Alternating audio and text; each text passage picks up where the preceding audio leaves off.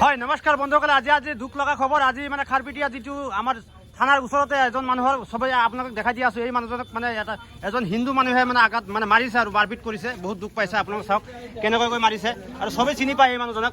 আৰু অকণমান জানিব বিচাৰিম আপোনাৰ এই মামাৰ পৰা, মামা কি হৈছে একচুৱেলি ঘটনাটো? আজি মানে মানুহজনৰ মানে ৰিক্সা চলা জাগা পুৰণা ৰিক্সা খাৰপিটিয়া থানা পিছফালে ঘৰ মানুহজনৰ। আজি কালি গৰু হাৰাইছে মানুহজনৰ। আজি আহিছে গৰু খুজিবৰ কাৰণে থানা সন্মুখত আহিছে। যোনে মাৰিছে হিন্দু মানুহজন, তাৰ ঘৰৰ থানাৰ গেটৰ লগতে আহিছে গৰু বিচাৰিবলৈ, তাক ধৰি মাৰিছে, মানে বেয়াকৈ মাৰিছে। আমিও আহিছো এই মানুহটোৰ কাৰণে আমি আহিছো, সদায় ৰাইজ ওলাই আহিছো। আহাৰ পিছত দাও ডেগাৰ লৈ ফালে ইহঁতে ওলাইছে আমাক মাৰিবলৈ। এতিয়া কি বিচাৰে আপোনালোকে?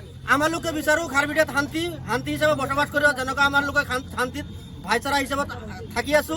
কিমান খাৰাপ বেয়া মানুহ আছে খাৰপিটিয়াত, এই মানে আমাক ভাইচাৰা হিচাপত থাকিব নিদিয়ে।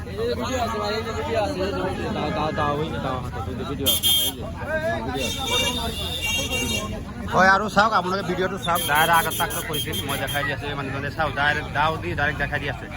হাতত দা লৈ প্ৰায় আঘাত প্ৰাপ্ত কৰিছে। তো বন্ধুসকল চাওক, আপোনালোকে যিমান পাৰে সেইটো ভিডিঅ'টো শ্বেয়াৰ কৰি দিব আৰু আমাক উচিত শাস্তি লাগে।